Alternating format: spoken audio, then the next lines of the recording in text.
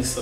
6 ya Ufunuo na Uzima katika mkoa wa Mbeya pia yamefungwa. Hii ni kufuatia tamko la serikali kupitia msajili wa jumuiya za kiraia nchini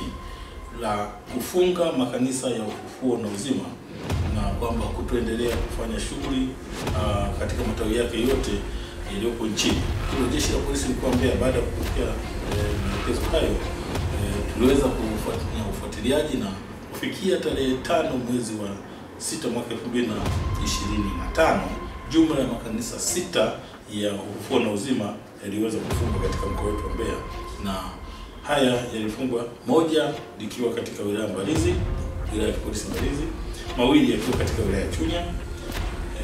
moja katika wilaya ya Mbeya na nyingine katika wilaya ya Mbarali. Kwa hiyo kufanya jumla na moja katika wilaya ya Kyela, na kufanya jumla ya makanisa 6 katika mkoa wetu.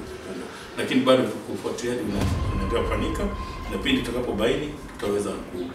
kuhakikisha kuyafunga yote na